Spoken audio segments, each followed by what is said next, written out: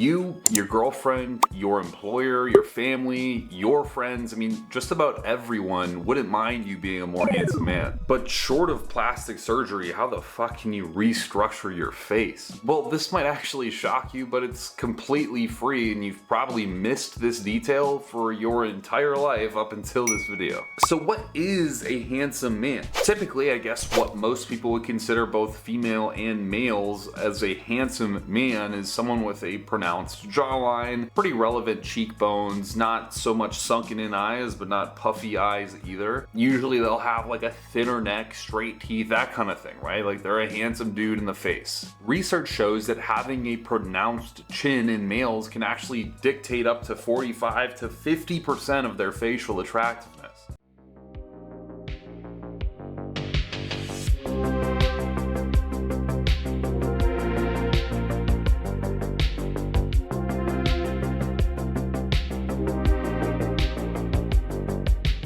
Other studies show that facial attraction has an extremely significant role to play in occupational success and yearly annual salary.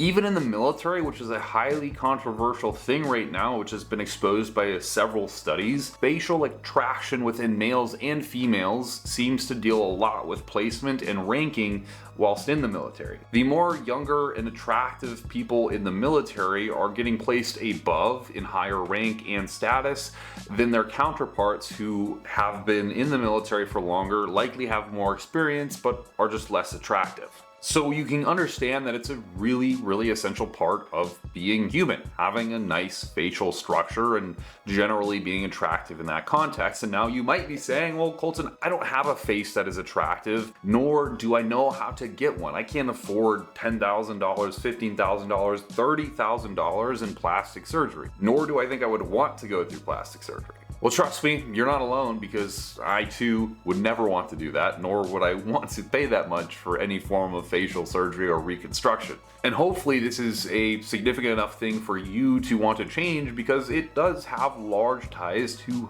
how well you do in life. And unfortunately, that's the world we live in. Sex sells, and you have to be a part of that whether you choose to or not. You can generally see this within any CEO or high-level entrepreneur, is that when they start their career, they're generally less attractive, and as they seem to garner more income, more success, more fame, they become more and more attractive. Elon Musk is a great example of this. He practically was bald and had a hair transplant, restructured his face, lost some weight, and became way more attractive than when he was in 2008, 2010, when he had started the whole business thing. Another really great example is Jeff Bezos. Again, when he was starting his business, he looked like a basement nerd. I mean, he was the neckbeard of that century. And now he's way more jacked, has way more pronounced facial features, a jawline, and looks like a genuinely good-looking man. So enough of kind of making my point here. I think you get it. It's important to do, but how can you leverage this for yourself to be successful in many different endeavors through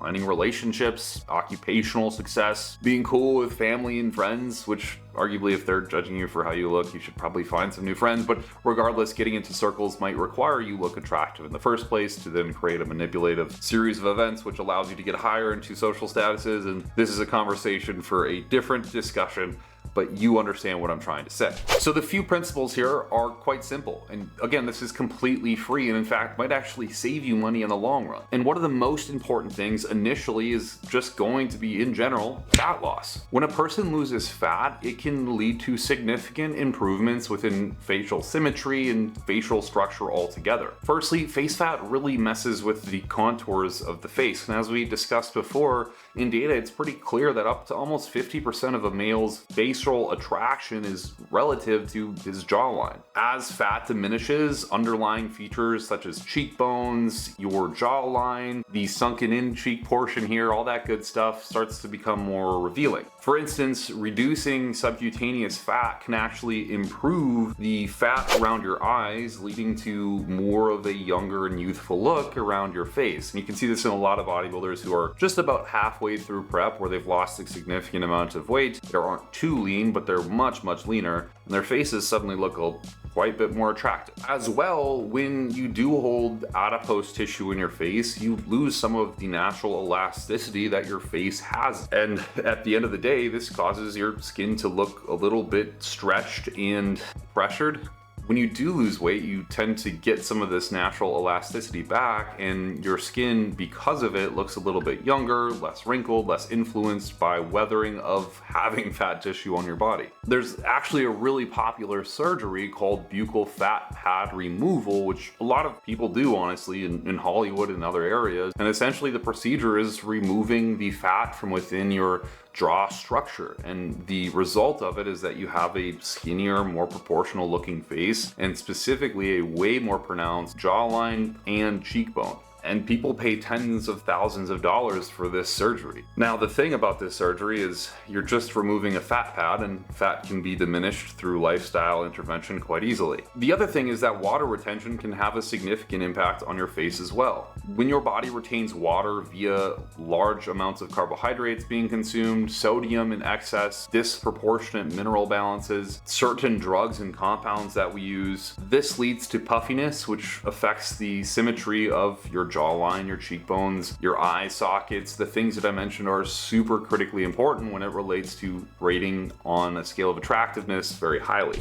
With that excess water flushed out, the facial structure might appear slimmer, more sharp, and obviously defined in the areas that we want it to. Now, how do you cut? Because it's one thing to say, hey bro, cut, but it's another thing to actually do it and make it the simplest form of doing it as possible. A lot of you watching this may or may not be fitness enthusiasts, bodybuilders, or just general population folks who just want to lose some weight, but arguably it needs to be simple so that you can follow it for the rest of your life, or at least the longest period of time possible. And there's a really easy way to do it that doesn't require tracking, and I try to employ with a lot of my clients who simply don't love tracking. And it is really simple. Simply eat meat and produce. Don't eat carbohydrates, don't eat dessert, don't eat any of that nonsense. Just literally eat meat and produce. That includes things like eggs, dairy. You can have any form of meat that you'd like, beef, chicken, fish, you name it, and then add some produce on the side, fruits, vegetables, all that kind of good stuff. As a result, you lose a pretty copious amount of water through the restriction of carbohydrates. You're not carbohydrate free because you're still eating fruits and vegetables and getting plenty of micronutrients from all the sources of food that you're eating, and it's not really a restrictive diet. You're just not eating the pre-processed, hyper-palatable foods that are widely distributed within our markets. And this may sound super hard to commit to, but if you really think about it, the amount of restrictions that are in just eat meat and produce are pretty slim. I guess the other important feature of this kind of diet is that you cannot drink calories, and it's the only other unfortunate part. There's no sodas, there's just nothing that goes in your mouth that is calorically dense outside of food. Simply drink water. Another feature of this is, at least as a bare minimum, getting 10,000 steps per day. This is just simply what the American Heart Institute recommends for general health, but also what I recommend to keep a body composition in really good check and also just live long. Generally speaking, cardio should be around 100 to 120 minutes of rather intense cardio a week. You can do this on a treadmill, stair climber, running outside, literally rock climbing, you name it. Just get some form of activity for 100 to 120 minutes per week. And the bodybuilders listening to this are going to cringe because it's not on a machine, but even my bodybuilding clients, I have them use rock climbing, I have them use swimming, I have them use biking on a actual bike outside as modalities of cardio, because I think just existing in a gym and walking on the same treadmill for 3 hours out of your day is not productive. And you can do many different things, get a higher ROI on those things, and still have a blast. And then of course you want to resistance train. We're not just here to make our face look sunken in and depraved. We want a lot of muscle too. And so training at least 4 times a week is super critical. The cool thing about this is if you want a free ebook which goes over an entire training program for you, it is simply down in the description for free. You can download it right now, follow that training program, understand the basics of resistance training, and probably get a lot closer to the body that you want right now. So there's also other techniques we can use, which includes a little bit of pharmacology, because let's be honest, this channel isn't just about fitness, it's also about ways we can hack the system in a little bit of interesting and unique ways. And we can take a note from puberty here, where During puberty, males have usually at least, an increased exposure to androgens due to needing that maturation for their body. This exposure to androgens like testosterone and then subsequently DHT, dihydrotestosterone, can lead to more pronounced facial features, a jawline, a beard, what have you. So this is me a couple months ago at the peak off-season weight of 115 kilos, eating about 600 to 700 grams of carbohydrates, 225, 250 grams of protein, around 100 grams of fat per day, 110 grams of fat. At the time I was running 200 milligrams of testosterone plus 200 milligrams of primobolan per week, plus 2 units of growth hormone and 25 units of Lantus long-acting insulin per day. So even though this footage was 6 months ago, now that I'm off most of the performance-enhancing drugs, except 2 units of growth hormone, I came off all testosterone, the primobolan, and I came off the insulin, only using 2 units of growth hormone per day. It helps during PCT. So 6 months ago, and 16 kilos less, I think I look 5 years younger. And these morphological changes result in a more masculine looking face, a Chad jaw, if you will. Now, in some cases, we see people with short stature or just underdeveloped bodies in general. There's a lot of kids actually out there who don't produce testosterone as they should, and so they are underdeveloped for many years. And what they see is, when it's being placed on some form of androgens to reinstate their maturation and morphological changes as secondary male characteristics, which needs, again, an androgen to take place, they suddenly get facial changes, body changes, and generally look more attractive by what science has to tell us on what facial attraction is. So one can extend from these people and their population's issues that the treatment they're using to get a more attractive face could also, by extension, be used for us. So as a person looking to enhance their facial features, look generally more attractive, by definition of what science is to tell us, using a bit of androgens could be a really helpful tool. Something along the lines of TRT+, so maybe beyond what physiological replacement therapy for testosterone would be, something of the nature of 200, 250 milligrams of testosterone for a short period of time could actually enhance facial features quite a bit, as well as lead to a sort of leaner physique because of the distribution of lean mass rising and fat mass by way of just naturally existing with greater lean mass would subsequently decrease. So to sum this up, if you want to look like any of the examples that I've shown, or in general just need a more attractive face, then these are the things you need to focus on. One is calorically restricting yourself, or in other words, dieting, losing fat mass. Eventually, along that journey or timeline, however rich of adipose tissue you are, you soon become depleted. You will also deplete your face of adipose tissue, sort of restructuring and creating more symmetry within your face. And I promise you could think you are the most ugly person in the world, but losing weight will indefinitely make you more attractive to a certain extent.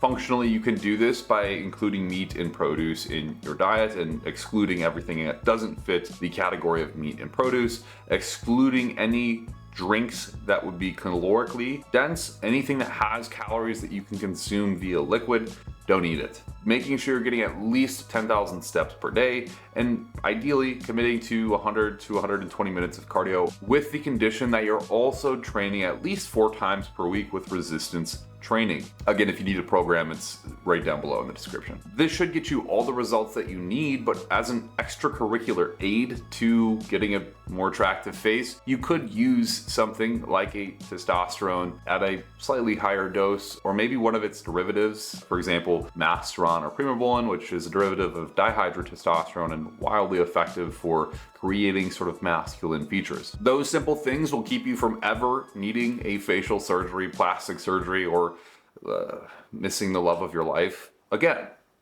Hopefully. No guarantees. If you enjoyed this video, I would really appreciate if you subscribe to this channel and subsequently actually hit the like button. The like button helps me get into the algorithm and also grow our audience and spread awareness to people who might need information just like this. If you did enjoy this video, I recommend watching several more on this channel, including one I did just recently on Samson Deoda's current cycle and what he's doing about it. It's actually pretty crazy. Until the next time, guys, deuces.